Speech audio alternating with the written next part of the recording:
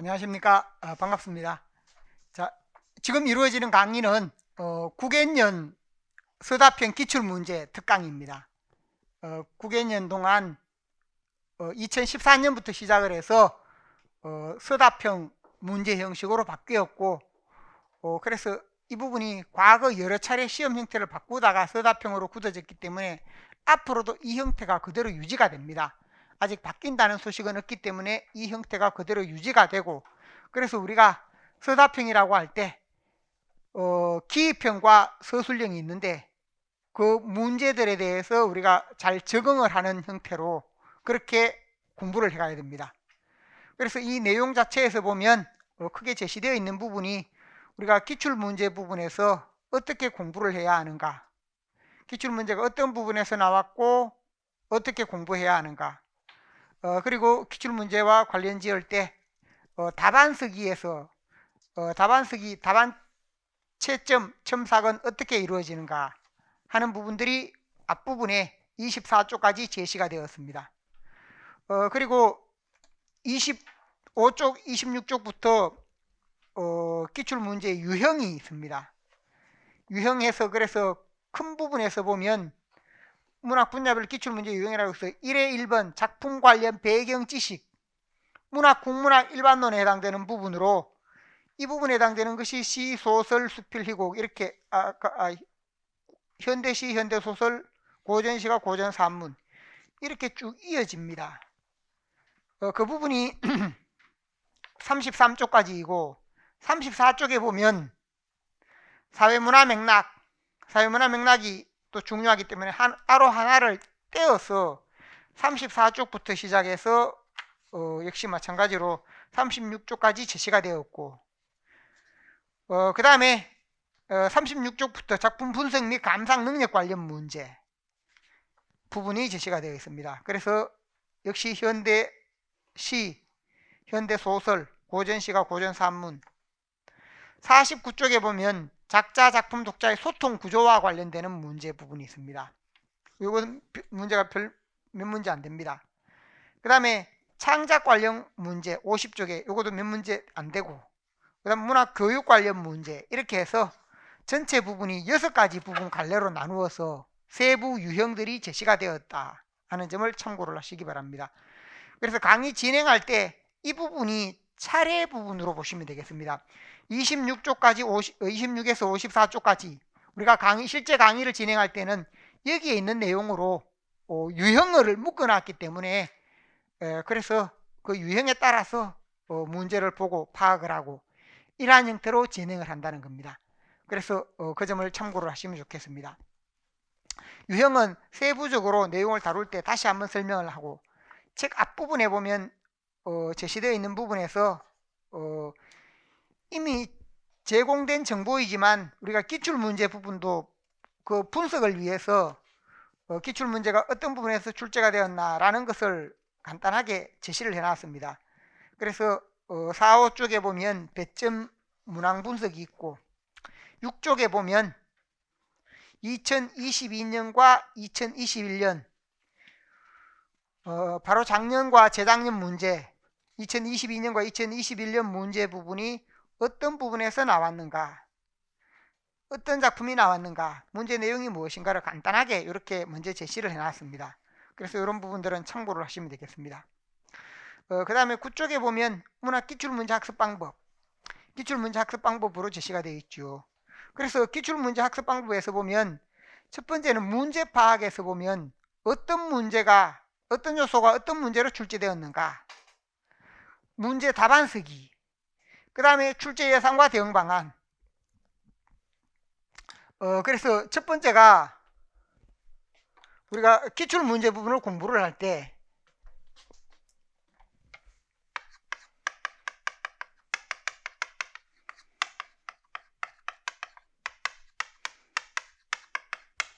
기출문제 학습 방법, 첫 번째는 문제 파악과 관련되는 부분이 있습니다. 문제 파악이다라고 할 때 문제 파악에서 그 문제가 첫 번째는 어떤 분야에서 나왔는가, 그 다음 두 번째는 그 부분의 문제 특징이 무엇인가, 문제의 특이한 점이 무엇인가 하는 점.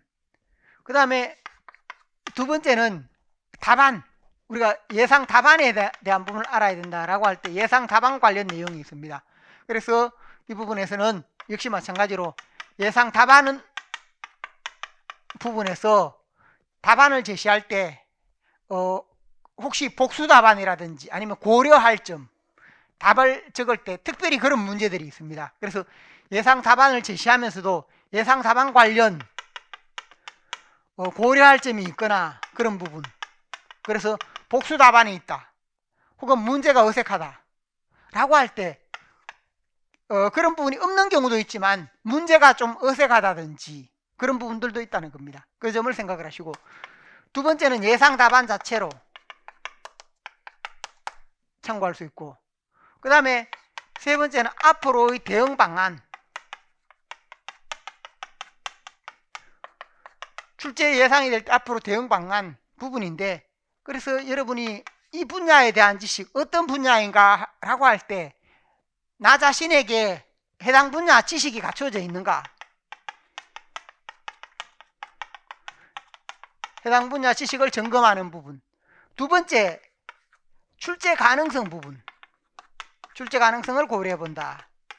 그래서 유형으로 보면 우리가 시적 화자에 관한 문제, 문학과 현실에 관한 문제, 이것은 작품만 다루고 매년 유형으로 반복이 됩니다. 그렇기 때문에 우리가 출제 가능성이다라고 할 때 이런 점을 고려를 할 수 있다. 그래서 앞에 표로 만들어져 있는 부분이 큰 틀에서 이런 부분과 관련이 됩니다. 여러분이 기출문제를 공부할 때 항상 기출문제 공부하면서 그 공부하는 부분을 보면 제가 안타까운 게 뭔가 하면, 여러분들이 어떤 문제가 있으면 그 문제와 함께 이것만 알면, 이 부분을 알면 기출문제 아는 것이다, 이렇게 생각하는 경우가 있습니다. 그런데 이런 부분을 아는 것은 우리가 공부를 엉터리로 하는 겁니다. 왜 그런가? 만약에 문제가 어떤 부분이 있으면 똑같이 그 작품을 대상으로 똑같은 그 문제를 내는 경우는 없습니다. 똑같은 문제가 아니면 그 예상 답안 아는 것은 큰 의미가 없는 겁니다. 그래서 이것은 뭐냐 하면, 앞서도 강조했는데 어떤 분야에서 나왔고 우리가 그 답을 쓸 때 고려할 점이 무엇이고, 그 다음에 내가 이 분야 문제가 나왔을 때 그 답을 쓸 수 있는 지식이 제시가 되어 있는가, 그 다음에 이 부분이 얼마나 출제 가능성이 있는가, 이런 부분들이 더 중요하다는 겁니다. 그러니까 항상 예상 답안이다 하면 답안에 대한 거, 아니면 기출된 문제 자체를, 자료를, 우리가 웃음 먹기는 꽃감이 달다고, 뭐냐 하면 그걸 보면, 눈으로 보면 작품 설명되어 있고 이렇게 하면 거기 공부가 다 된 것 같고 기출 문제 잘 아는 것 같습니다. 근데 그렇게 해서는 안 된다는 겁니다. 기출 문제는 우리가 예상 답안을 아는 것은 거의 30-40% 전체에서 그런 문제가 나왔을 때 내가 이런 문제에 답을 쓸 수 있는가 없는가이고, 이런 부분들 전반에 해당되는 부분들을 내가 점검하는 것, 그런 부분이 필요합니다. 그래서 이 부분에서 이제 해당 분야 지식을 점검해서 기출문제를 공부를 할 때 1차적으로 이 내용을 알고, 이 부분을 바탕으로 뭐냐 하면, 예를 들면 작년에 곽재구 시인의 그런 작품이 나왔다. 곽재구 시인의 그 작품이 나왔으면 이번에는 그 작품을 다른 작품으로 바꿔서 70년대 정희성 시인의 저문강에 삽을 싣고 등으로 바꾼다. 그렇지 않으면 이승부 시인의 벼, 나왔던 다른 작품도 좋습니다. 그러니까 이런 해당 분야 지식이나 문제 유형을 알고 여기에 있는 부분들이 다른 작품에 적용할 때 내가 거기에 맞는 답안을 작성할 수 있는가, 답안 작성이 가능한가, 이런 부분들이 중요하다는 겁니다. 그런데 여러분들이 그 공부를 하다 보면 항상 문제가 있으면 그 문제, 이게 답이 뭐구나 라고 생각을 하고 이런 부분만 고려한다는 겁니다. 그러다 보니까 그 답은 알았는데 실컷 기출문제라고 답은 알았는데 그 부분 아는 것으로는 실제 시험에는 별로 도움이 안 됩니다. 똑같은 문제가 나오면 모를까. 그런데 실제로 보면 똑같은 문제는 잘 없습니다.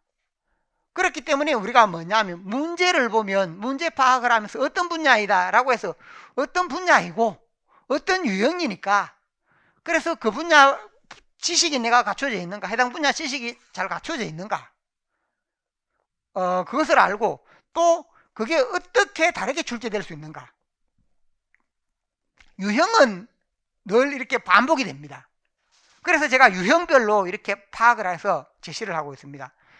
유형은 반복이 되기 때문에 이런 문제가 다른 부분으로 출제될 수 있다라고 하면 다른 부분으로 출제될 수 있는 가능성을 고려해서 그 점을 제시해야 그게 바로 뭐가 되는가 하면 우리가 기출문제를 제대로 대응하는 것이다 라고 설명을 할 수 있습니다. 그래서 여러분이 그 점을 잘 생각을 하시고, 그래서 제가 기출문제 부분에서 보면 좀 아주 낯선 작품이나 이런 부분은 작품 자체를 이렇게 간단하게 설명을 해놨는데, 그렇지 않은 작품, 일반적인 작품은 작품 자체에 대한 설명보다 주로 뭐냐면 해당 분야 지식, 적용할 수 있는 것으로 그 문제가 되는 어떤 분야에 나왔고 그 문제의 배경이 되는 지식이 무엇이다 라는 부분, 이런 지식 부분을 제시하면서 그 다음에 이 부분이 어떻게 출제가 가능하다 하는 점, 그 다음에 문제를 고려할 때 그 문제 자체가 좋은 문제도 있지만 그렇지 않은 문제가 어색하면 우리가 답을 제대로 쓰기가 어렵습니다. 그래서 그런 부분이 있을 경우에는 그런 부분을 비판적인 시각에서 바라보는 것 등도 필요하다는 겁니다. 그래서 그러한 점과 관련되는 부분이 뭔가, 바로 우리가 기출문제를 공부한다라고 할 때, 그래서 우리가 공부가 잘 되면 그 문제 부분에서 작년에 예를 들면 그 비슷한 작품으로 김현성의 김광균의 은수저, 그 다음에 곽재구 시인의 사평역에서 이 두 가지가 나왔는데 그걸 바꾸어서 은수저 대신에 유리창으로 한다든지 또 다른 부분으로는 예를 들면 앞서 이야기했듯이 뭐 김수영 시인의 작품이나 아니면 이성복 시인의 작품이나 이런 부분을 통해서 비슷한 제재를 가지고 그 문제에 접근해 보는 겁니다. 그러면 다른 문제인데 유형은 같습니다. 그런 방식으로 이렇게 접근이 돼야 된다는 겁니다. 그래서 이런 부분이 되면 이게 바로 뭐냐 하면 이게 쉽지가 않은 부분이긴 한데 기출문제와 동시에 기출문제도 되면서 우리가 또 다른 부분에 대한 문제풀이가 동시에 이루어질 수 있다는 겁니다. 그래서 이런 방향으로 다른 작품을 통해서 접근을 해보는 형태로 내가 작품을 유사한 성향을 지닌 다른 작품으로 바꾸었을 때 그렇게 접근할 수 있어야 내가 제대로 공부를 했는 것이다 라고 설명할 수 있습니다. 그러니까 여러분이 이 점을 잘 고려해서 너무 여기 예상 답안 자체를 아는 것보다 그 문제 답이 어떻게 나오고 어떤 분야이고 또 앞으로 나올 때 어떻게 대응을 해야 한다, 이것을 항상 생각을 하시기 바랍니다. 자, 그래서 뒤에 제시되어 있는 부분을 보면 10쪽 부분에 시적 화자 관련 문제가 있다라고 할 때 오륜시가에 해당되는 것 가, 나 이렇게 제시가 되어 있습니다. 가, 나 이렇게 제시가 되어 있는데 이 부분에서 기억, 니은을 중심으로 가, 나의 전달 방식의 차이에 대해 서술하라 라고 해서 기억, 니은 부분을 바탕으로 전달 방식의 차이, 그래서 문제 분석 부분이 다 이루어져 있습니다. 이런 방식으로 출제된 분야 부분에서 어느 부분이다 라고 했고, 그 다음에 시적 화자 부분은 중요하기 때문에 실제 강의에서는 모든 문제에서 이 내용을 구체적으로 다룬다 라고 했고, 앞에 첫 번째 문제가 시가에 제시된 인물을 바탕으로 서정갈래의 전달 방식, 화자청자의 관계를 묻는다 라고 해서 이 부분을 고려하는 부분, 그 다음에 두 번째 문제 부분이 있고, 전달 방식 부분에 시인, 작품, 독자로 나눌 수도 있고 시적 화자, 청자로 나눌 수도 있다 라고 했는데, 그래서 이런 부분, 문제가 어떻게 제시될 수 있는가 하는 부분, 그래서 기억니인이 누구인가, 화자 자신에게 말하는가 제3자에게 말하는가 등이 여기에서는 중요한 내용이 된다라고 해서 답안을 쓸 때 필요한 내용이 제시가 되었습니다. 2번 부분은 자연물과 관련되는 두 번째 문제에 해당되는 부분이고, 그 다음에 첫 번째 부분은 문학 내용학 현대시에서 시적 화자와 관련된 내용이다 하는 점. 그래서 이 부분이 있고, 그 다음에 아래 보면 화자 마지막 단락 부분입니다. 단락 들여서기가 안 됐는데, 첫째 문제는 화자와 관련지어 다양한 문제가 출제될 수 있다. 화자와 청자의 개념, 시적 화자의 유형, 전달 방식 차이 등등 시적 화자 관련 부분은 이런 부분이 나올 수 있다는 겁니다. 그래서 우리가 이런 부분에 대해서 지식을 갖고 내가 그 배경 지식을 지니고 있는가? 단순하게 위에 있는 답을 아는 것보다 답은 참 어디까지나 30, 40% 참고 자료이고, 끌어내기 위한 이 작품의 이 문제의 답이 이렇게 되는구나 라는 것이고, 공부를 해야 할 내용은 실제로 뒤에 있는 이 내용이라는 겁니다. 그래서 뒷부분에 제가 제시한 내용은 이 작품에 대해서 다른 책에 보면 대부분 가 작품 자체를 설명해 놓고 나 작품 자체를 설명해 놓고 이렇게 해서 제시되어 있는 경우가 기출문제풀이에서 많습니다. 그런데 그 부분의 경우에는 실제 우리가 보면 해당 문제 예상 답안만 파악하는 데는 필요한데, 앞에서 이야기했죠. 기출 문제를 통해서 우리가 그 문제에 대해서 효과적으로 잘 대응하는 그 기능을 기르는 데는 그런 부분이 별로 도움이 안 됩니다. 그래서 오히려 뒤에 제시되어 있는 이런 지식들을 잘 아는 부분, 이게 유형이라는 겁니다. 이걸 잘 아는 부분이 필요하다. 그래서 화자와 청자가 어떻게 이루어져 있는가, 그 다음에 화자 청자가 어떤 관계인가, 화자에서 묻는 게 무엇인가, 이것에 따라서 우리가 다른 작품을 파악하는 연습을 해야 된다는 겁니다. 그래서 제가 강조하는 게, 다른 작품에 이런 부분들이 있을 때 만약에 다른 작품이라면 내가 이걸 적용할 수 있는가, 늘 그 부분을 점검을 해가야, 그래서 다른 작품에 적용할 수 있으면 뭐냐, 그 문제, 기출문제는 잘 이해했는 겁니다. 그런데 우리가 보면 보통 여기에 머물러 버리고 예상 답안을 알면 내가 이거 풀 줄 아네, 이게 답이 이거구나, 이렇게 넘어가 버리니까 기출문제를 제대로 활용을 못하는 겁니다. 그래서 기출문제에 대한 시각을 좀 바꿔야 한다. 그래서 이렇게 하려면 좀 어렵지만 비슷한 다른 작품을 대입을 해서 내가 그 부분에 대해서 문제를 풀 수 있는가, 그래서 그 다른 문제, 다른 지문을 통해 풀 수 있어야 내가 이 지식에 대해서, 이 유형에 대해서 완전히 아는 것이다. 그래서 그 점을 잘 인식을 하시면 좋겠습니다. 그래서 제가 제시하는 자료나 추구하는 방향은 그 방향이다. 물론 예상 답안도 설명을 하지만 예상 답안보다 더 중요한 것은 무엇이다? 우리가 어느 분야에서 나와서 그 분야에 대한 지식이 내가 잘 갖춰져 있는가, 그래야 그것이 잘 갖춰져 있어야 실제 문제를 풀 때 도움이 되는 겁니다. 그 점을 생각을 하시기 바랍니다. 그래서 제가 관련되는 배경 지식 부분들이 어떤 게 필요하다, 또 자연물과 관련되는 부분이면 자연물과 관련된 이런 지식이 필요하다, 이렇게 제시를 해놨습니다. 그러니까 이런 부분들은 우리가 다른 책과 다른 점이 뭔가 하면 추구하는 방향이 다르다 보니까, 다른 책에서는 아마 이 부분이 있으면 가나 작품에 대해서 쭉 설명을 해놨을 겁니다. 작품에 대해서 소개하거나 설명하는 것, 물론 그런 부분도 필요한데, 그리고 뭐 그 답과 관련되는 내용으로 해서 이게 나왔다라는 부분으로 아마 그렇게 될 겁니다.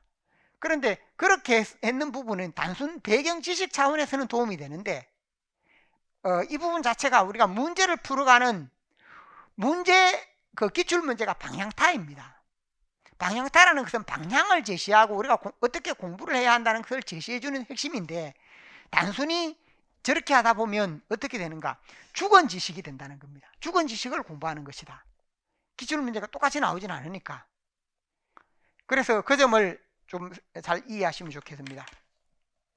그 다음에 문학 기입형 문제 출제 방향과 대응 방법, 그 다음에 채점 쓰기, 문제 파악과 답안 쓰기, 이 부분이 있습니다.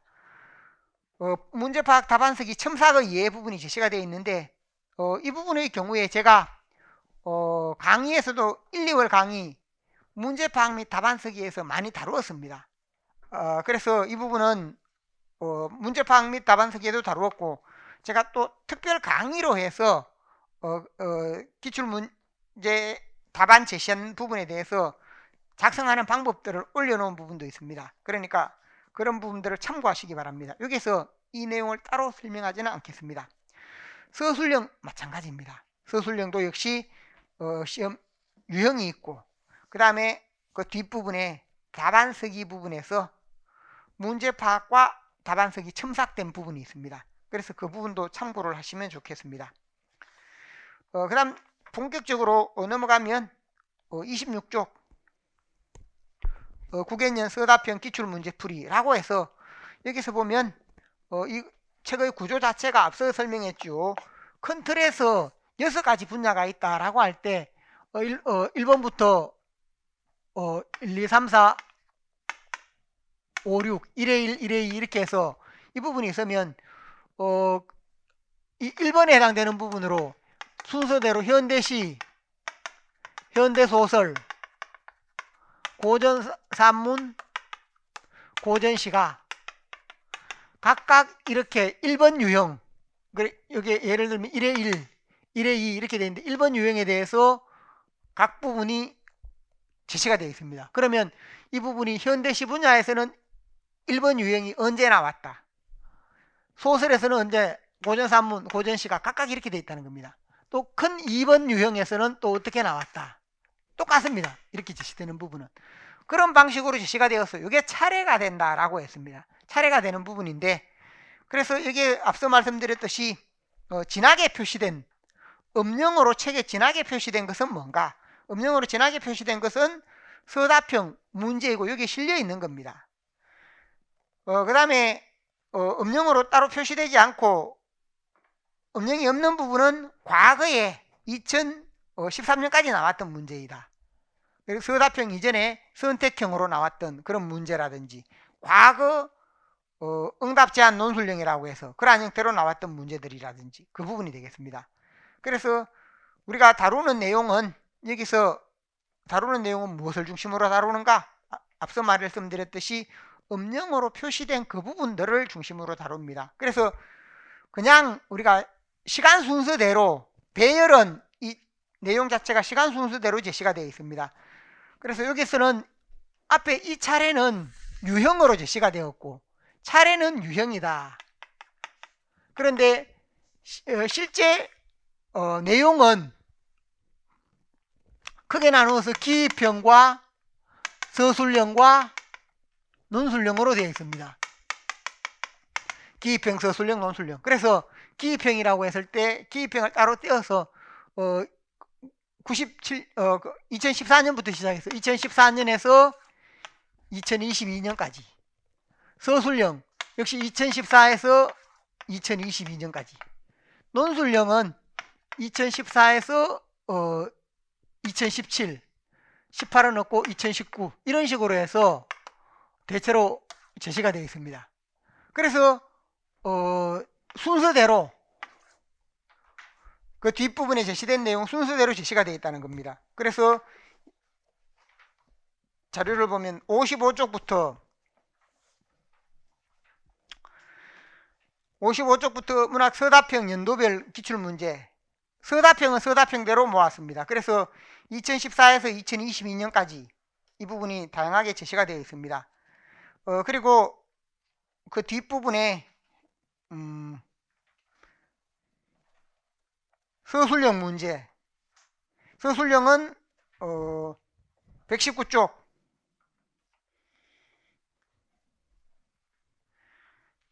에 보면 서술형 문제가 있습니다. 역시 2014년에서 2022년까지 원래 문제까지 제시가 되어 있습니다.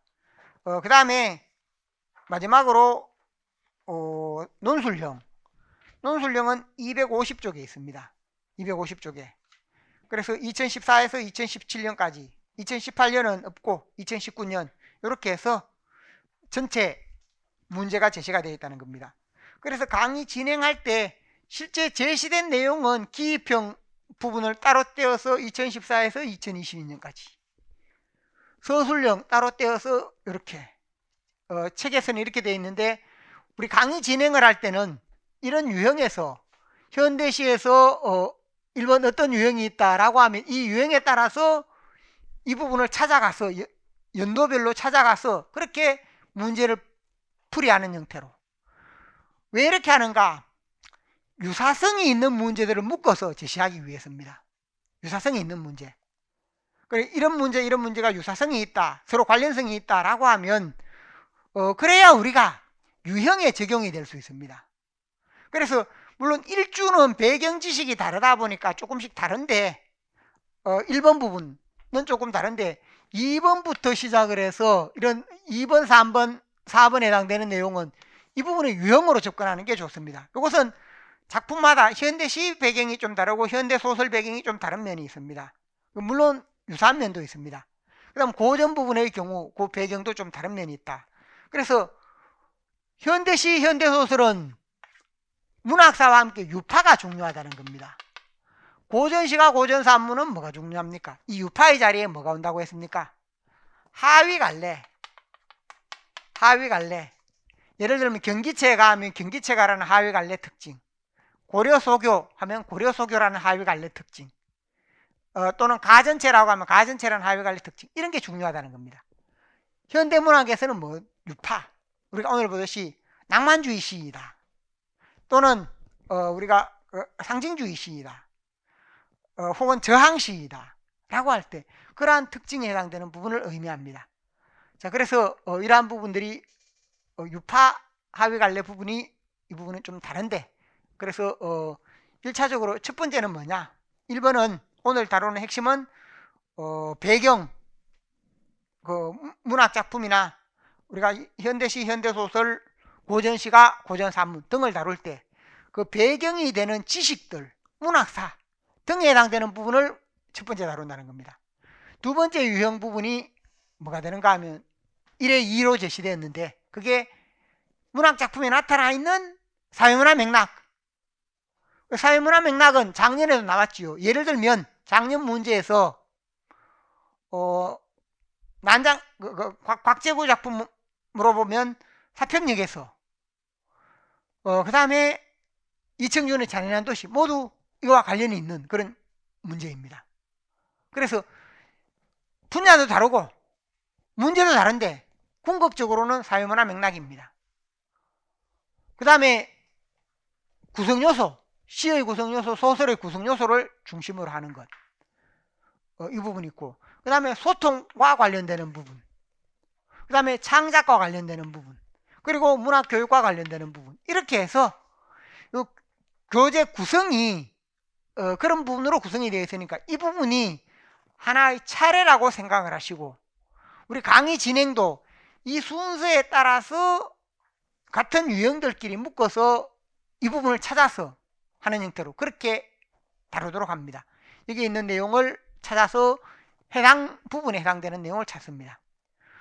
그런데 우리가 이렇게 다루다 보면 중복되는 문제가 있습니다. 어떤 문제는 예를 들어 문학사에서도 해당되고 또 이 부분에도 해당되고, 중복되는 부분은 이 부분 자체에 두 번 제시가 되었습니다.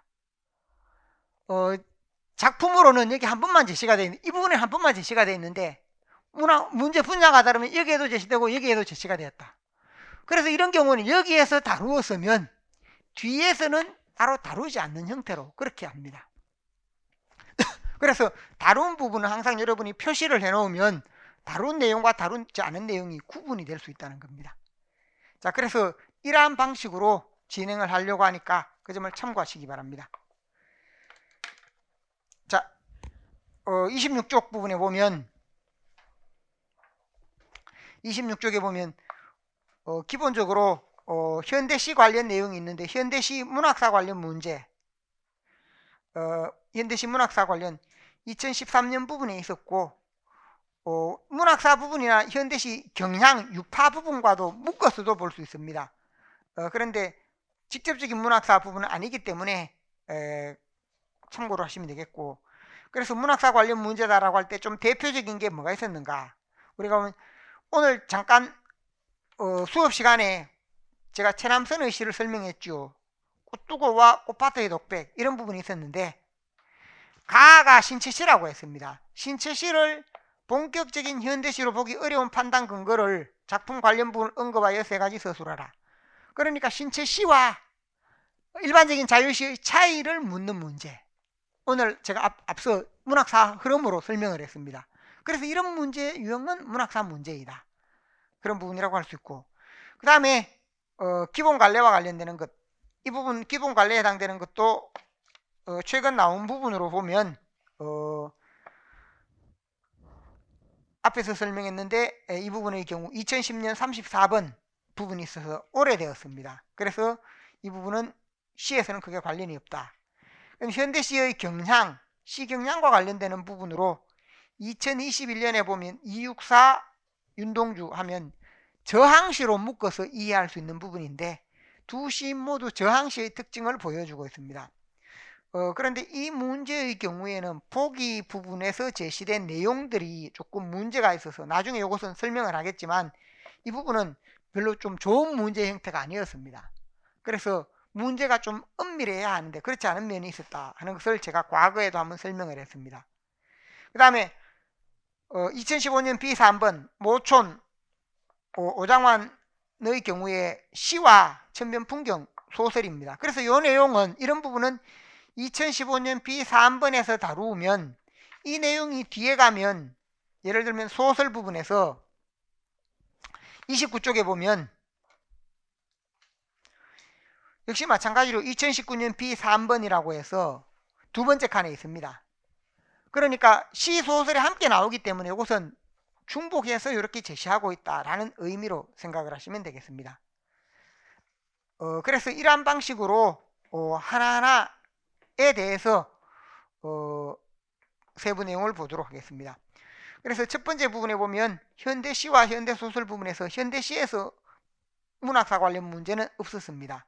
그러니까 이게 제시되지 않았고 현대소설에 오면 현대소설 부분에 두 가지 부분이 있습니다. 그래서 이것은 2020년대 A2번에 보면 1930년대 모더니즘 소설 최명희 신문에 나타난 모더니티의 요소 파악하는 것. 그래서 그걸 지문에서 찾는다. 30년대 모더니즘 소설 30년대 그러니까 이건 문학사 관련이 있습니다. 그 다음에 2019년 A13번 문제 레디메이드 인생에서 최만식의 날개에 해당되는 부분 이러한 부분이 있습니다. 그래서 이 부분도 역시 1930년대에 해당되는 것이다. 이 부분은 문학사에 포함되어 있는데 이걸 왼쪽으로 옮기면 현대시의 경향, 문학사의 현대시 경향이라고 할 때 거기에 보면 264 윤동주 이런 부분도 넓은 의미로 보면 문학사 속에서 저항시가 될 수 있습니다. 그 다음에 2015년 B3번의 경우에도 모촌 천변풍경 이 부분도 30년대 문학적 경향이다 라고 해서 이 문제도 한편으로 보면 현대식 경향이기도 하고 또 문학사와 유파는 밀접하게 연관이 있습니다. 그런 부분이기도 합니다. 그래서 우리가 이 부분에서 보면 제가 강의에서 1930년대 부분이 중요하다라고 많이 이야기했는데 여기에서 보면 지금 다뤄지고 있는 26쪽에서 2015년 2021년 문제 다 1930년대입니다. 27쪽에서 역시 문학사 관련 문제 부분이 먼저 있는데 2020년 2019년 둘 다 1930년대입니다. 문학사 최근 나왔던 게 뒤로 넘어가 보면 앞서 28쪽을 생략하고 29쪽에 역시 유파 이건 이미 앞에 나왔는데 이 두 가지도 1930년입니다. 그것뿐만 아니고 유파 관련 내용도 대부분의 경우가 1930년대 부분이 많습니다. 그래서 30년대 부분이 많고 나왔던 부분에서 많이 나오고 있다라는 점을 먼저 생각을 해볼 수 있습니다. 자, 그래서 이 부분은 우리가 문학사 부분에서 1930년대 부분에서 항상 1930년대가 있으면 공부를 해갈 때 기출문제가 이러한 부분으로 먼저 나왔는데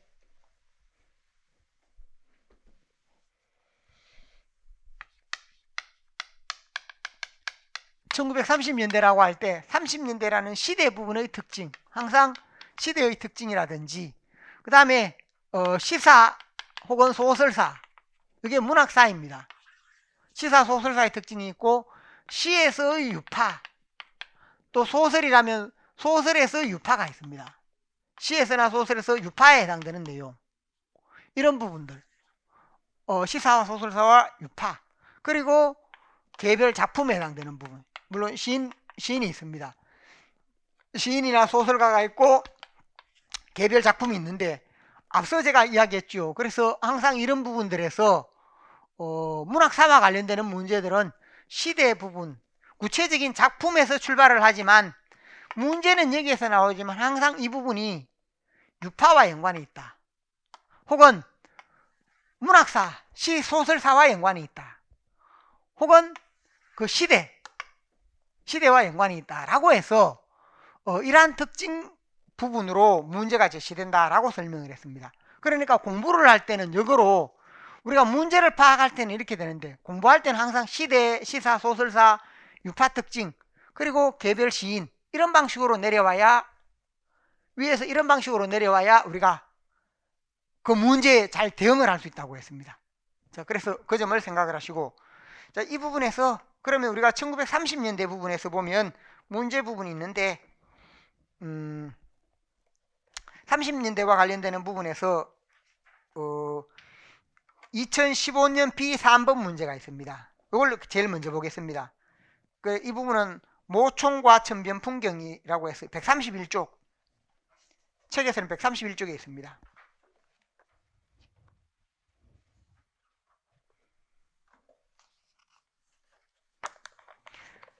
131쪽에 다음 작품을 30년대 문학적 경향과 관련지 이해하려고 한다. 보기의 지시에 따라 서술하시오 라고 해서 1930년대 이 부분에서 가와 나로 형상화하고 있는 현실의 모습을 각각 제시하라. 현실의 모습이 뭔가?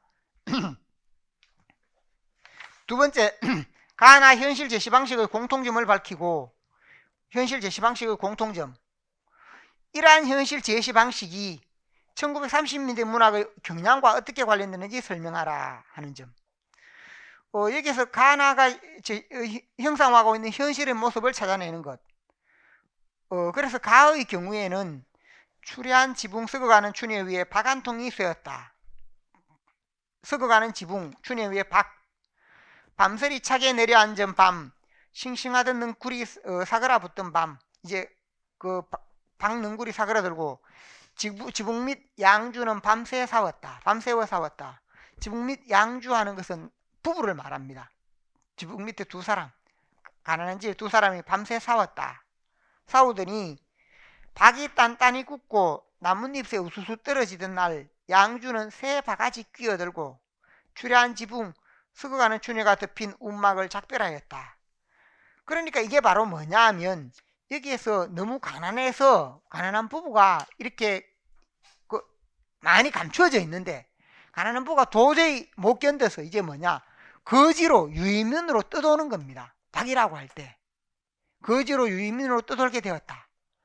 직접 제시되지 않았는데 그 현실이 뭐냐, 여기서는 유인민의 발생, 유인민 혹은 떠도는 인물로 거지, 그냥 집에 있던 사람이 거지가 되어서 그 새 바가지 끼어들고 움막을 작별하였다 하면 그 움막을 떠나 이제 빌어먹고 살겠다는 겁니다. 그 내용이기 때문에 직접적으로 그 현실을 제시하지는 못했다. 직접 제시하지는 못하고 우회적으로 제시하고 있습니다. 현실의 우회적 제시.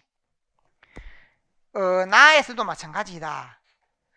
앞부분 이발소이라는 소년이 시간 날 때마다 이발소 유리창을 통해 천변을 지나다니는 사람을 관찰하고 있다. 천변을 지나다니는 것. 소년 관찰에 의하면 그의 중산모는 이렇게 해서 천변 풍경에서 천변 근처에서는 그래도 잘 나가는 유지에 해당되는 인물입니다.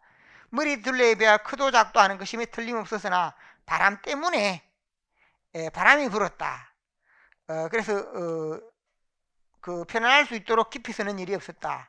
그럼 문자 그대로 살짝 얹어 놓는데, 그러다가 나중에 여기 보면 신전편을 바라보니까 그 나중에 이 모자를 그 모자가 날아서 그 하수구에 빠지게 됩니다. 그래서 그러한 내용으로 제시되는 부분이 있는데 뒷부분에는 그런 내용이 있습니다. 바쁜 얹어 놓을 뿐이었다 라고 했고, 어느 때고 갑자기 바람으로 세차게 분다면 안정되어 있을 수 없을 것은 분명한 일이다. 적잖은 기대를 가졌다. 이것도 그리 쉽사리 실현되진 않았다라고 했는데 중산모를 쓴 인물이 제시가 됐고, 나중에는 또 정말 그렇게 됩니다. 그 바람이 좀 심하게 부는 날 그렇게 되고, 그 다음에 또 이 평화라는 옥호를 가진 카페의 외관, 대부분 카페가 그러하듯이 보기에 언짢고 불결하다. 그나마 내비치는 전등불이 없을 때 푸른 유리창은 더구나 속되다.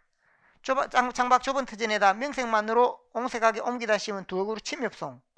그래서 여기에 보면 평화라는 옥호를 가진 카페 부분, 이 부분도 제시가 되었고, 그 다음에 그 아래 소녀는 이러한 것에 별 느낌을 가지고 있는 것은 아니다 하는 부분, 그런 부분이 있고, 바로 조금 아까부터 그 밖에 서서 열려있는 창으로 그 안도 기웃거리고, 거기에 보면 그 안 속에 보면 허리를 굽혀 그 안을 살펴보며 하는 이미 50줄에 든 조그맣고 늙은 부인네에게 호기심을 가졌다. 그이는 하나꼬의 어머니이다. 그러니까 여기에서 제시하고 있는 게 중산모 아저씨, 평화로운 카페, 하나꼬의 어머니, 또 아래 소녀는 두 집 걸로 신전편을 바라보았다. 신전편, 2월이라 물론 파리에 설득이 없는 일이지만 저러한 것을 가리켜 파리만 날리고 있다, 그렇게 말하는 것일 것이다. 거기에 보면 전방에 앉아 큰아들이 신문만 뒤적거리고 있다 라고 해서 나에서도 제시하고 있는 것은 뭔가, 가에서도 현실이 있다라고 할 때 현실을 우회적으로 보여준다 하는 점, 직접 그려내는 것이 아니라 나에서도 마찬가지입니다. 나의 내용도 다양한 현실에 해당되는 부분이 있으면 현실의 본질이 아니라, 현실이라고 할 때 이 모순의 본질에 해당되는 것이 아니고, 여기도 예를 들면 현실의 본질이라고 할 때 이 본질을 직접 제시하는 게 아니라는 겁니다. 본질을 직접 제시하는 게 아니고 이걸 우회적으로, 여기도 현실의 본질이 있을 때 이걸 직접 제시하지는 못하고 이 부분도 다양하게 우회적으로 관찰로, 이 방법이 뭔가 하면 카메라 아이 관점입니다. 이 부분이 이러하네, 또 이 부분이 이렇네, 이 부분이 이렇네, 이런 식으로 제시하는 것, 우회적 관찰로 카메라 아이 기법. 그래서 이것을 특히 박태원 소설에서 천변풍경은 카메라 아이 눈으로 보는 겁니다. 카메라 눈이 깊이 있는 내용을 포착하기는 쉽지 않습니다. 그 장면, 그래서 이 부분이 천변풍경 속에 담겨 있는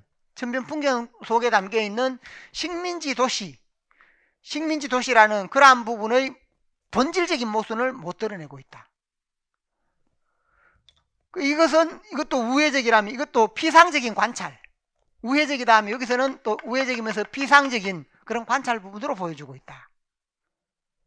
그래서 현실은 식민지 도시이고 여기서는 뭐라는 겁니까? 바로 유의민의 발생이다. 본질은 이게 유의민의 발생, 식민지 가난한 상황으로 인해서 유의민이 발생한다. 그래서 그 다음에 이 부분은 뭐라고 했습니까? 식민지 그 당시에 중심부도 아니고 자본주의가 유입된 식민지 도시, 이제 도시인데 자본주의가 유입된 자본주의에 관련되는 그런 식민지 도시의 모습 부분이 됩니다. 식민지 도시에서 이루어지는 다양한 모습, 이 부분인데 이 내용 부분이 피상적으로 제시가 되었다는 겁니다. 그래서 이 문제의 경우에 우리가 배경을 이해하면 이런 점을 이해할 필요가 있습니다.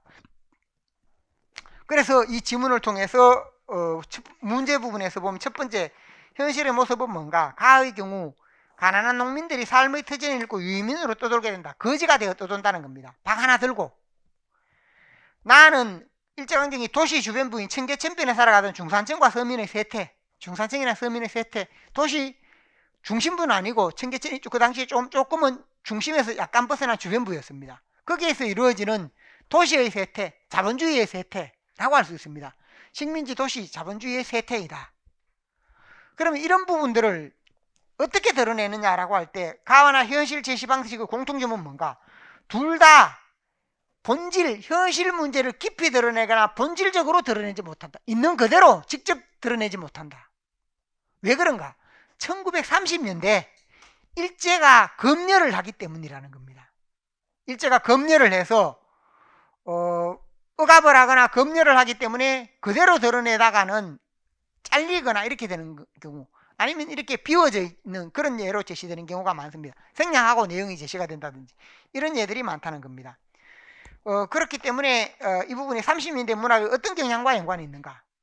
바로 이게 바로 30년대 보면 우리가 20년대에서 1920에서 1930년대로 넘어왔을 때 20년대에는 주제를 강조했는데 이때 오면 기법이 강조되면서 문학관의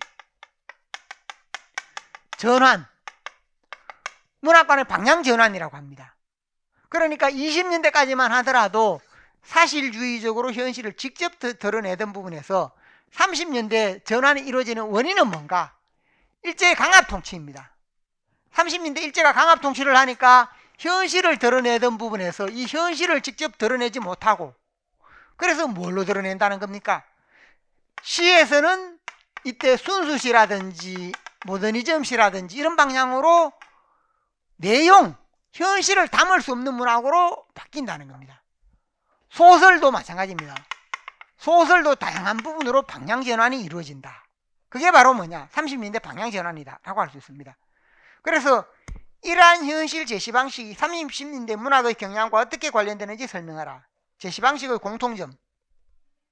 그래서 그 답안에서 보자면 이러한 경향은 가나가 지어진 시기에 일제 강압통치 부분으로, 그래서 주제에서 방법으로 문학관이 방향전환이 되었다. 즉 순수 문학만 드러낼 수 있도록 현실을 드러내거나 그런 부분들은 약화되고 순수 문학으로 유도가 되었다는 겁니다. 이로 인해 일제 식민지 본질적인 문제를 드러내지 못하고 당대 현실을 피상적으로 관찰하거나 기법에 치중하는 면을 보인다. 그래서 가나는 이런 점을 드러낸 것이다. 이렇게 설명했습니다. 이걸 어떤 분들은 모더니즘으로 파악하는 경우가 있는데 이 문제는 핵심이 모더니즘이 아닙니다. 그리고 나 작품의 경우는 또 모더니즘 작품이 아닙니다. 나의 경우 천변풍경은 세태소설입니다. 그래서 이 부분이 우리가 이해를 할 때 이 문제는 1930년대 문학의 전반적인 특징을 설명하는 문제다라고 했죠. 그래서 이 점을 고려를 해야 하는데,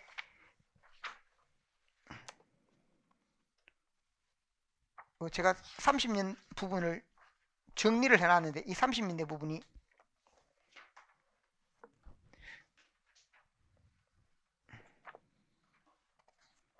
30년대 배경이 겹치기 때문에 제가 다른데 이 부분이 제시가 되어 있을 겁니다.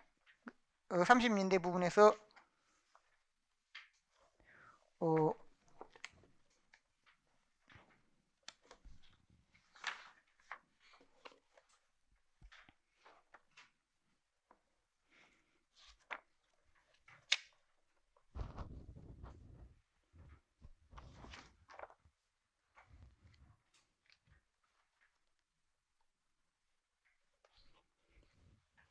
190쪽에 보면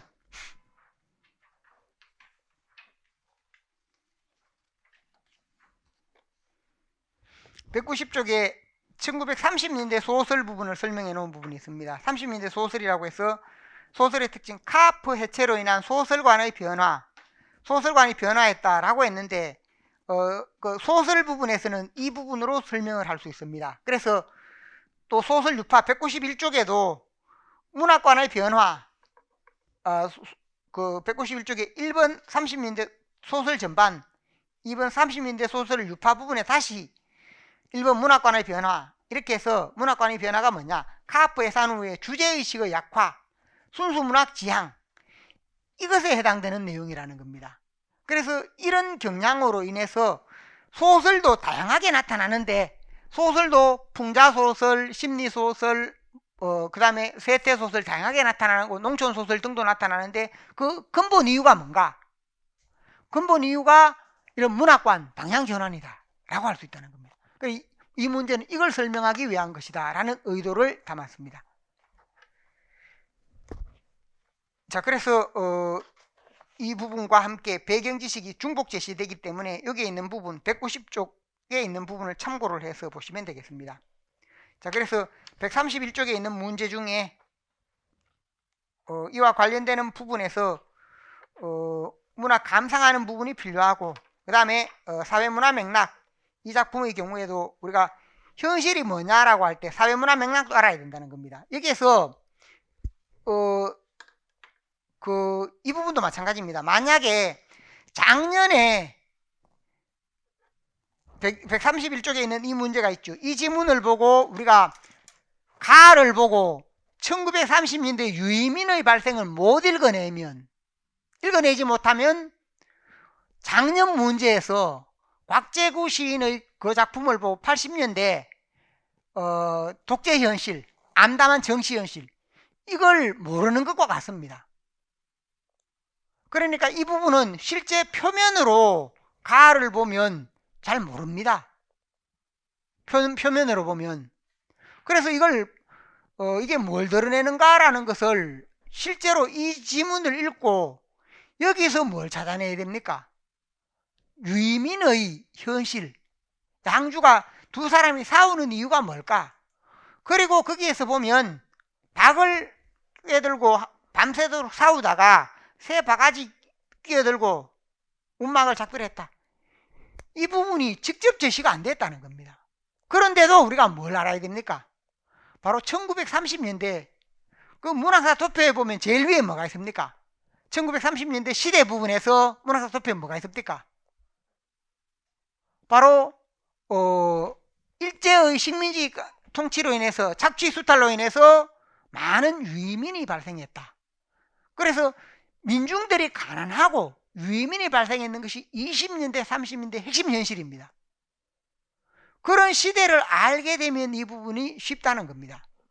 그 다음에 30년대 보면 또 하나의 현실이 뭐가 있습니까? 바로 도시가 형성이 되면서 도시에서 살던 그런 부분, 모더니즘에 대한 인식, 도시적 삶을 그려내는 부분이 나타나기 시작했다 하는 점. 그러니까 가와 나 관련되는 부분에서 표면으로 드러나는 것보다 시대라는 것을 읽어내야 된다는 겁니다. 제가 앞서도 설명했지만 현대시나 현대소설과 같은 부분에서 답안을 작성할 때 항상 시대 부분, 여기 시대 여기 적었죠. 30년대라고 할 때 작품인데 이 작품이지만 묻는 것은 뭔가? 시대 부분을 묻는다. 이건 시대와 관련이 있다는 겁니다. 그래서 이런 문제를 우리가 제대로 이해하려면, 이게 어려워 보이는데 그 원리만 잘 따져서 이해하면, 제가 계속 강조를 했죠. 작품으로 제시되어 있는데 우리가 이것까지를 볼 수 있어야 문제를 제대로 파악했는 겁니다. 그러니까 좀 다른 문제가 나올 때 30년대 예를 들면 우리가 오장만의 또 다른 작품이 있습니다. 고향 앞에서라든지 그런 작품들, 고향 앞에서 작품이 나온다든지 아니면 또 이용학의 여성이라는 작품이 나온다. 이용학의 여성이 나오더라도 여기는 똑같습니다. 이용학의 여성이라고 했을 때 여성이라는 작품이 나오고 이 부분을 드러낸다라고 할 때 그 시대 자체, 물론 이제 제시 방식은 다릅니다. 여성은 좀 더 직접적입니다. 좀 더 직접적이고 그런데 여성 말고 백석 작품 중에 8원이라는 작품을 내면 역시 뭐냐면 8원에서 담겨 있는 내용은 뭔가? 이 작품은 시 내용으로 보면 어떻게 되어 있느냐 하면 한 아이가 이제 그 시적 화자인 시인은 버스에 타고 있는데 한 아이가 10살 정도 되는 아이가 차에 오릅니다. 손잔등이 아주 손이 트고 이제 아주 아이가 혼자서 어디로 여행을 해야 되는 그 상황입니다. 지금까지는 일본인 내지인 주재소장 집에서 거기에서 늘 이렇게 아이 보게 하고 빨래하고 이렇게 해주면 살아왔는데 이 아이는 어머니 아버지가 없는 상황 같습니다. 그래서 지금 아이가 이제 그 집에서 더 못 머물고 어디로 가는가? 이제 아이가 떠나서 어디로 가느냐 하면 더 머물지 못하고 자기 삼촌 집에 간다고 합니다. 삼촌 집에 가는데 350리를 가서 또 거기서 150리를 타고 들어가야 됩니다. 그런데 거기에 간다고 해서 삼촌이 반겨주는 것도 아니라 그랬죠. 그러면 그 내용을 드러냈다는 겁니다. 그럼 이걸 보고 우리가 표면에서 이게 시대가 안 드러납니다. 그러면 이걸 보고 뭘 알아야 되는가 하면, 이게 작자가 원래 드러내는 것은 일제강점기, 왜 일제 주재 소장도 있고 일제시대라는 걸 드러냅니다. 일제강점기에 아이들이 겪는 비극, 이걸 시대 속에서 읽을 수 있어야 됩니다. 그래서 이 부분 시 자체에서 직접 안 드러나더라도 그 부분을 우리가 제대로 읽을 수 있어야 뭐가 되는가 하면, 작년과 같은 경우 이런 문제도 마찬가지입니다. 이런 문제에 답을 쓸 수 있다. 이것도 직접적인 것은 아닌데 우리가 30년대라는 시대 부분을 파악할 수 있고, 백석의 8원을 넣어놓으면 역시 여러분이 똑같이 이렇게 읽어야 된다는 겁니다. 그래야 내가 제대로 공부를 했는 것이다 라고 생각을 하시기 바랍니다. 그래서 이런 문제의 경우에는 우리가 시대를 모르면, 이 시대의 특징을 모르면, 제가 앞에 이렇게 적었죠. 이렇게 있는 부분이 앞에서 유의민 발생, 이게 본질인데 이걸 읽어내야 된다는 겁니다. 이건 뭘로 읽어내는가? 이렇게 닿지 않으면 잘 모릅니다. 작품 자체만 봐서는 잘 모르는 경우가 많다는 겁니다. 자, 그래서 이런 부분이 아주 문제가 중요한데, 이게 우리가 사회문화 맥락과 관련되는 문제이기도 하고, 문제 부분에서 보면 시대를 묻는 것이 항상 이렇게 연관이 되어서 제가 그래서 늘 항상 시대를 먼저 보라라고 하는 이유가 여기에 있습니다. 그래서 이게 뒷부분에 가면 사회문화적 맥락과 관련된다라고 해서 사회문화 맥락 부분, 그래서 이 부분이 본질에 해당되는 것이고, 또 뒤에 보면 190쪽에 있던 부분 1930년대 부분도 바탕으로 할 수 있습니다. 자, 그래서 이 문제 답이 제시가 되는 부분에서 보면 이런 두 가지 부분에 해당되는 것이 나오고, 왜 이렇게 됐는가? 바로 이런 부분들이 일제가 억압을 하기 때문에 현실을 제대로 못 드러내니까 시도 우회적으로, 소설도 직접 제시하지는 못하고 이렇게 세태 부분을 피상적으로 관찰하는 형태로 그렇게만 제시했다라는 게 이 문제에서 의도한 핵심 답안입니다. 자, 한 문제인데 이 문제 자체가 아주 중요합니다. 왜냐하면 30년대 문학 전반을 이해할 때 20년대에서 30년대로 넘어오는 방향 전환, 이 부분이 중요하기 때문입니다. 자, 그래서 이 문제를 잘 보시고 앞으로 돌아갑니다.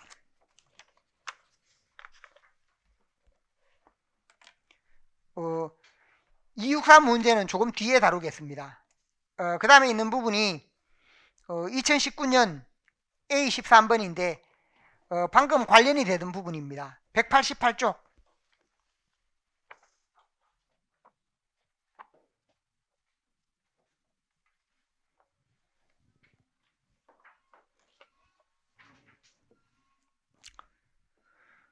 어, 189쪽에 보면 2019년 A 문제가 있습니다. 소설 구성 요소 부분이면서 사건, 사회문화 맥락, 문학사적 맥락, 30년대 유파의 특징이다 라고 해서 제시되는 부분에서 보면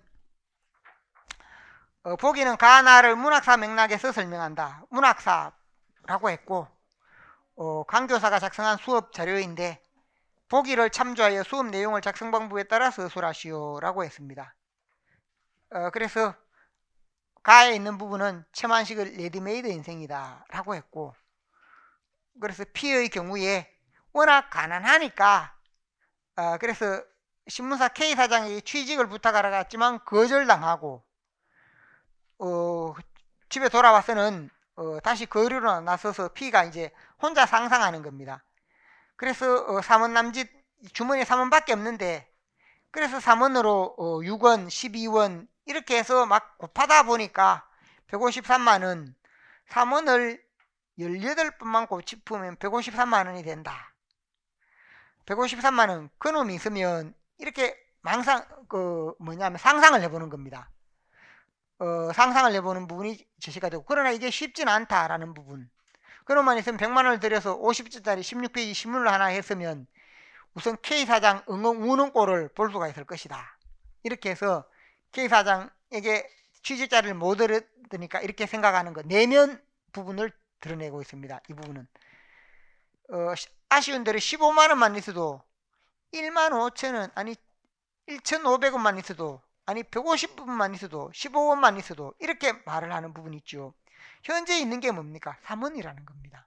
그러니까 아주 실업자가 힘든 상황에서 이렇게 혼자 가진 상상을 다 해보는 부분으로 제시가 되었습니다. 그래서 이런 공상을 되풀이한다. 상상 공상을 되풀이하는 부분, 이 내용이 제시가 되어 있고 그래서 가난한 생활을 절실하게 보여주는 부분. 그 다음 나의 경우에는 이상의 날개입니다. 날개는 여러 번 제시가 되었습니다. 그래서 나는 그런 이불 속의 사색 생활에 대해서도 적극적인 것을 궁리하는 법이 없다 라고 해서 혼자서 생각하는 부분이 제시가 되어 있고, 11시점에서 아내의 첫 번 세수는 좀 간단하다. 아내가 그래서 세수하는 부분, 아내에게 직업이 있었던가, 나는 아내의 직업이 무엇인지 알 수 없다. 만일 아내에게 직업이 없었다면 같이 직업이 없는 나처럼 외출할 필요가 생기지 않을 것인데 아내는 외출한다. 이렇게 해서 외출하고 나서 그런 날은 나는 의식적으로 우울해졌는데 그러면 아내는 나에게 돈을 준다. 50전짜리 은하다. 나는 그것이 좋았다. 50전짜리 은하를 준다. 그러나 그것을 무엇에 써야 할지 몰라서 늘 머리맡에 던져두고 있다. 그래서 어느 날 내가 던져두고 한 것이 꽤 모이니까 어느 날 본 아내는 금고처럼 생긴 벙어리를 사다 주고 나는 한 푼씩 넣고 속에 넣고 열쇠는 아내가 가져갔다. 그 후에도 나는 넣는 것을 기억한다. 이렇게 해서 돈에 대한 인식. 가의 경우에는 돈을 벌 수도 없고 돈이 없어서 아주 궁한 생활에 처해 있는 상황이고, 나의 경우 돈이 있어도 그 돈을 쓸 때가, 사용할 데가 없는 그런 상황이 제시가 되어 있습니다. 그래서 돈과 관련되는 부분들이 묶여져 있는데, 가나에서 인물을 성격화하는데 돈이 어떤 기능을 하는가? 인물을 성격화하는데, 그러니까 가의 경우에는 인물을 성격화한다 할 때 간절히 원하지만 그게 없다, 간절히 원하지만 없다라고 해서 그걸 통해 뭐냐? 경제적 무능과 궁핍을 잘 드러냅니다. 간절히 원하는데 능력이 안 돼서 없으니까, 실업자니까 경제적 무능과 궁핍한 상황을 잘 드러낸다. 나의 경우에는 어떻습니까? 나는 돈은 있지만 경제적 활용에, 그걸 활용하는 것에 무관심하다. 나는 돈은 있지만 무관심하다. 그러니까 이건 시리에 빠진 삶을 보여준다는 겁니다. 시리에 빠져서 어떤 무기력한 삶, 시리에 빠진 삶. 돈이 있어도 쓸 줄 모르니까, 돈의 가치도 모르고 쓸 줄 모르니까 무기력하다 하는 의미로 설명을 할 수 있다는 겁니다. 그래서 돈과 관련지어 한 사람은 돈이 없어서 궁핍하니까 벌려고 해도 벌지를 못하니까 그 인물의 궁핍과 무능을 보여주고, 있는 돈도 쓰지를 못하니까 무기력하다, 돈의 가치를 모르고 무기력하다, 이렇게 설명할 수 있다는 겁니다. 그래서 앞에 읽은 부분을 통해서 그 두 가지가 제시가 됩니다. 그 다음에 있는 부분이 두 번째 문제 부분에서 가는 기억, 나는 니은의 경향으로 속하는 작품으로 볼 수 있는 근거를 각각 서술하라. 이렇게 해서 1930년대 소설사 특징이라고 해서 작성 방법이 있고, 계몽주의, 프로문학과 같은 주류 흐름이 약화되었다. 주류 흐름이 약화되었다. 계몽주의, 프로문학이 카프 문학이고, 카프 문학은 뭐냐? 현실을 드러내는 사실주의 문학이라는 겁니다. 이 경향이 약화되었다. 이 경향이 약화되고 30년대 다양한 경향이 나타난다. 그런 부분에서 현실을 충실하게 제시하려 한 장표소설 부분이 있다. 이게 3대라든지 이런 작품이 됩니다.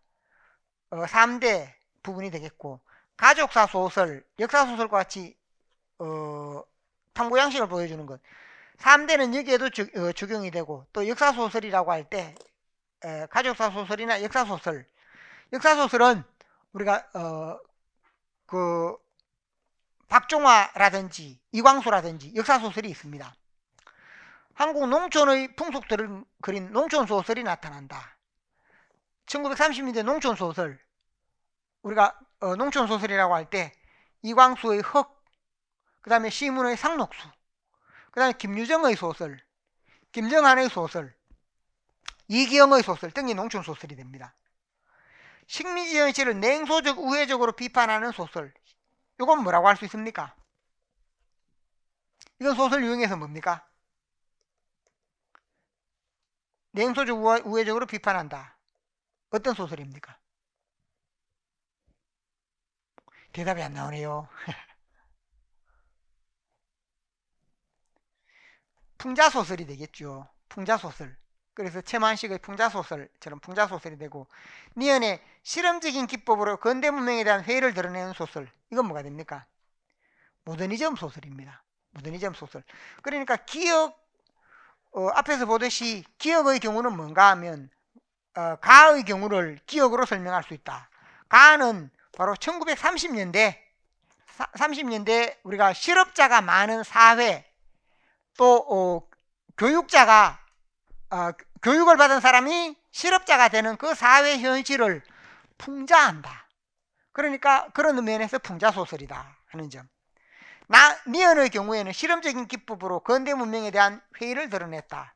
도시적 삶에서의 회의를 드러냈다라고 할 수 있습니다. 그래서 모더니즘 소설 부분이 됩니다. 그래서 가는 기능공을 양산한 일제 파행적인 교육정책과 그로 인해 주인공 P가 실업자가 된 후 직장을 구하지 못해 실업자가 된 상황을 비판적으로 드러낸다. 그러니까 풍자소설이다. 나는 일제강점기 전도된 도시 상황과 무기력하게 살아가는 지식인의 내면 심리를 의식의 흐름 기법으로 제시해서 식민지 근대화에 대한 회의를 드러냈다. 그래서 모더니즘 소설이다 라고 할 수 있습니다. 자, 그래서 이 부분도 마찬가지입니다. 우리가 이렇게 답만 알아서는 안 되고, 그러면 우리가 가에 해당되는, 기억에 해당되는 것으로 또 어떤 부분이 있을 수 있는가? 기억에 해당되는 풍자 부분으로 어떤 부분이 있을 수 있는가? 어떤 작품이 떠오릅니까? 역시 최만식의 태평천하와 같은 경우 기억 부분에 해당되는 내용 부분으로 볼 수 있습니다. 또 김유정의 작품 중에서는 우리가 만무방도 일부 풍자가 나타납니다. 김유정의 작품 중에 만무방, 또 김유정의 작품 중에 좀 부분적이지만 봄봄 이런 작품도 역시 일부 풍자가 나타납니다. 그래서 그런 작품으로 제시하면 되겠다. 니은에는 다른 작품으로 뭐가 올 수 있습니까? 니은을 드러낸다라고 하면 니은을 드러내는 것은 뭐가 있습니까? 30년대 모더니즘 소설, 심리소설의 대표적인 두 작품이 뭡니까? 날개와 함께, 박태원의 소설가 구보시의 일일. 그러니까 여기에서 기억 부분에 태평천하가 온다든지 만무방이 오고, 니은 부분에 소설가 구보시의 일일이 오더라도 이것은 답을 쓰는 내용이 거의 같다는 겁니다. 그래서 우리가 단순히 이 답만 알고 지나가는 게 아니고 어떤 부분이 올 때 그것이 달라지는가 혹은 같아지는가 이런 것을 생각을 할 수 있어야 됩니다. 그러면 예를 들면 우리가 조금 전에 뭘 봤는가? 도시 소시민들의 세태를 관찰하고 묘사한 소설, 이게 뭡니까? 이건 누구 소설을 이야기하는 것 같습니까? 이 부분에 해당되는 거 뭐가 있죠? 그렇죠. 조금 전에 봤던 천변풍경. 천변풍경이 이 내용이라는 겁니다. 앞에서 제가 이야기했죠. 천변풍경이라고 할 때 식민지 도시 부분을 우회적으로 관찰해서 카메라 아이 기법으로 드러낸다. 이 내용이라는 겁니다. 그러면 앞서도 이야기했죠. 여기에 작품을 바꾸어서 니은의 작품을 뭐로 바꾸는가? 니은 작품을 이걸로 바꾸는 겁니다. 이거로 바꾸고 나서 그 다음에 이 부분이 니은이 도시 소시민의 세태를 관찰하고 있는 부분이다 라고 할 때 그것을 설명하라 라고 하더라도 우리가 그걸 설명할 수 있어야 된다는 겁니다. 그래서 앞서 말씀드렸죠. 여러분이 공부를 하면서 항상 이것만 보다 보면 응용 능력이 안 길러집니다. 그래서 제가 이렇게도 해보고 이렇게도 해보라라고 해서 그렇게 생각을 하고 그렇게 전개를 해봐야 실제 시험이 나올 때 똑같이 나오는 게 아니라는 겁니다. 지문이 바뀌어가 나오더라도 우리가 대응을 할 수 있다. 그러면 답안 작성이 가능하면 내가 공부가 제대로 됐구나. 이게 안 되면 이 답안만 줄줄 암기하는 것은 이게 죽음 공부라는 겁니다. 그러니까 제가 2차례 3차례 말씀드리지만 예상 답안만 아는 것은 의미가 없습니다. 항상 이런 유형은 다양하게 적용될 수 있는 중요한 유형들입니다. 제가 덜 중요한 유형들은 그냥 넘어가 버립니다. 중요한 유형들은 바꾸어서 우리가 얼마든지 다르게 나올 수 있다. 그래서 그때도 우리가 답을 쓸 수 있어야 그게 정확하게 이해했는 것이다 라고 보시고, 아래 보면 30년대 소설 부분에서 191쪽에 보십시오. 모더니즘 소설이다 라고 해서 모더니즘, 문명사에 대한 위기의식, 그래서 도시 사회가 지닌 여러 가지 모순에 대한 비판 등 지적 인식을 중요시한다. 우리나라에서는 모더니즘 이런 문제의식이 좀 부족하기는 했다 하는 점. 그 다음에 이런 부분에서 다양한 형식과 기법의 실험이 이루어진다 라고 해서 이 내용이 있는데, 앞에서 실험적인 기법으로 근대 문명에 대한 회의이다 라고 할 때 이 말이 모더니즘 속에 있는 부분에서 보면 도시 문명이 지닌 모순에 대한 비판, 이게 바로 회의이고, 5번에 있는 다양한 형식과 기법의 실험, 1번과 5번을 여기에 기억에 녹여놓은 겁니다. 그러니까 우리가 이 특징이 핵심이 무엇이구나 라는 것을 알 수 있습니다. 그래서 이 부분의 경우 또 도시 소시민들의 세태를 관찰하고 묘사한 소설, 바로 3번 항목에 세태소설이 있습니다. 세태소설이다 라고 할 때 특정한 시기 풍속이나 세태 단면이다, 카메라처럼 관찰하여 보여준다, 묘사된 현실의 풍부함을 인정할 수 있지만 전체성을 상실했다, 그래서 사실주의에 이르지 못한 부정적인 의미로 나타나는 부분, 그래서 단순 세태다, 풍속이나 세태의 단면, 도시 소시민들의 세태를 관찰했다, 세태의 단면을 묘사하고 카메라 기법이다 라고 할 때 카메라 눈 관찰하는 것, 이 내용에서 보면 1번 2번을 생각을 하면 이 부분을 쉽게 생각을 해낼 수 있다는 겁니다. 풍자소설 부분에서 보면 식민지 체제 탄압이 있는 모순과 부조리, 일제 강압 통치 검열 때문에 직접 드러내지 못하고 풍자를 통해 우회적으로 드러내는 부분이 있고, 부정적 인물을 풍자하거나 당대 무엇이 긍정적이고 지향해야 할 것을 드러냈다. 그래서 현실 모순은 인식했지만 해결에서는 한계를 보인다. 그래서 우회적으로 비판한다 라고 했는데, 앞에서 보면 식민지 현실을 냉소적 우회적으로 비판하는 소설, 그러니까 여기에 제시된 내용이 있습니다. 그러니까 30년대 부분에서 그 뒤에 순수소설도 있고 농촌소설도 있고 다 제시가 되어 있는데, 이러한 내용의 의미를 잘 알고 있어야 이 문제를 드러내기 쉽습니다. 190쪽에 그럼 마지막에 한국적인 정서와 토속적 세계를 형상화한 소설이다. 한국적인 정서, 토속적인 세계, 주로 이것은 뭡니까? 이게 30년대 순수소설입니다. 한국적인 정서와 토속적인 세계, 주로 누구 작품? 김동리, 황순은 부분에 해당됩니다. 한국적인 정서와 토속적인 부분을 담고 있다. 정치 내용을 배제한 소설 전반의 특징, 유미주의, 정치 내용에서 벗어난 자연 친화적 내용인 인간 삶의 원형에 해당되는 것, 그런 부분으로 설명이 되었고, 그래서 정서와 토속적인 세계를 담고 있는데, 순수소설이라는 것을 알게 되면 그 순수소설의 내용이 뭔가, 우리가 한국적인 정서 또는 김동리의 경우 무속이라고 할 때 무속에 해당되는 부분, 인간의 운명이나 아름다움의 세계를 그리고 있다. 예를 들면 191쪽에 제일 위에 5번 인간의 운명이나 아름다움의 세계를 그리고 있다. 이게 같은 의미입니다. 한국적인 정서, 토속적인 부분, 아름다움의 세계가 뭔가 한국적인 정서이거나 토속적인 세계 부분이 될 수 있다는 겁니다. 자, 그래서 이러한 부분을 바탕으로 우리가 소설 흐름에서 이 부분 문제는 유형을 바꾸어서 언제든지 다르게 출제될 수 있습니다. 자, 그래서 이런 소설 특징 부분을 우리가 잘 이해할 필요가 있습니다. 현재 두 문제를 다뤘지만 이게 연관이 되는 부분이라 그랬죠. 그 다음에 역시 30년대 부분과 관련되는 부분인데 30년대 부분에서 29쪽 책에서 보면 2020년 A 2번 1930년대 모더니즘 소설 최명익 신문에 나타난 모더니티의 요소를 파악한다. 1930년대 모더니즘 소설 이 부분은 107쪽에 있습니다.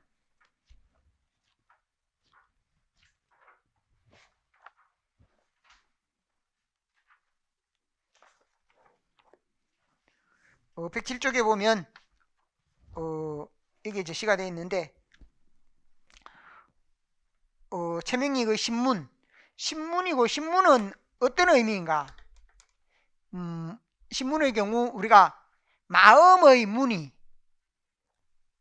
문의라고 해서 마음속에 일어나는 갈등, 어떤 이 작품에서 삼각관계와 관련이 되는 부분입니다. 삼각관계와 관련되는 부분인데 나로 제시되는 인물과 그 다음에 그 여인 그리고 현혁이라고 해서 혁과 관련되는 그런 인물이 제시가 되어 있는데 이게 작품의 핵심 내용이 제시되진 않았습니다.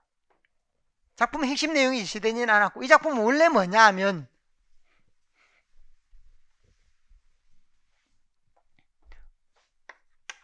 나와 나의 상대가 되는 여인이 있습니다. 여인이 있고 이 여인이 과거에 좋아하던 인물로 현혁이라는 인물이 있습니다. 사회주의자입니다. 사회주의자.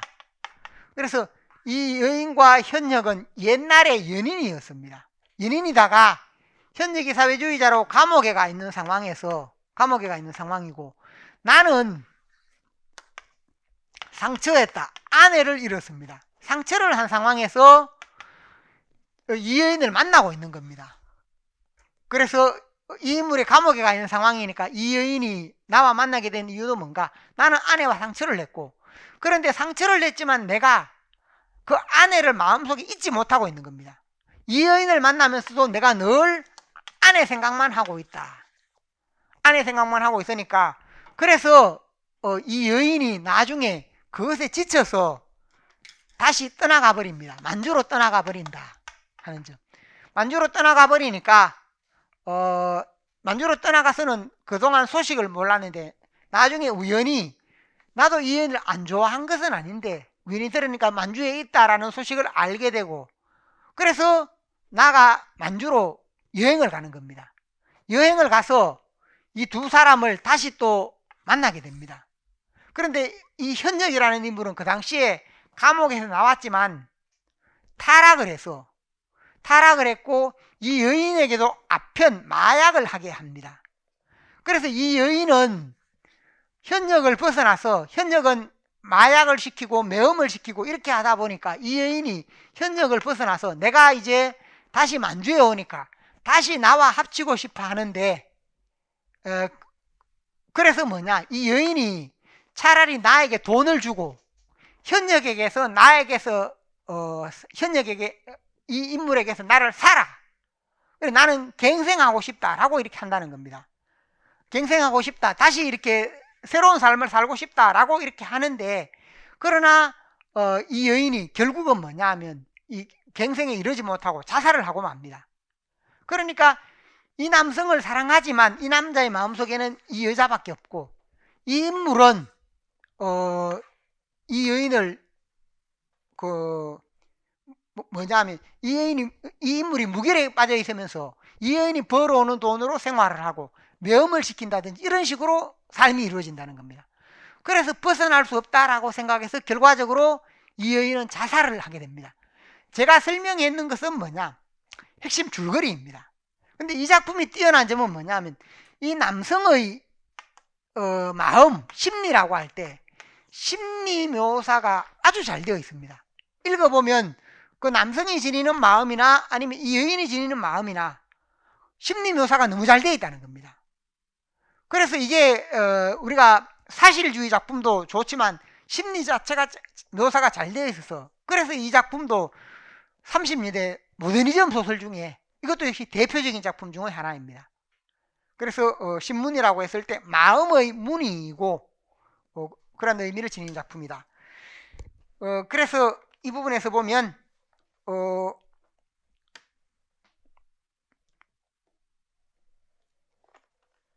보기는 이건 좀 읽어봐야 되기 때문에 여러분이 제가 잠시 쉬었다 할 테니까 여러분이 한번 읽어보고 여기에 제시된 모더니티라든지 아니면 뒤에 자료 부분들이 있습니다. 그걸 통해서 우리가 이런 작품들에 접근할 때 문학사 관련 작품이 있을 때 그 작품에 접근할 때 어떻게 해야 하는가. 제일 중심이 되는 시대는 30년대라고 했습니다. 30년대이지만 이런 내용이 우리가 50년대, 60년대 혹은 7, 80년대도 적용이 됩니다. 여기서 30년대를 하지만 이 방법을 통해서 우리가 60년대 작품을 공부하거나 7, 80년대 작품을 공부할 때도 이러한 방식으로 시대 부분, 문학사 부분을 연관을 지어서 이해할 줄 알아야 된다는 겁니다. 자, 그래서 잠시 쉬었다 할 테니까 이걸 여러분들이 한번 파악을 해보도록 하십시오.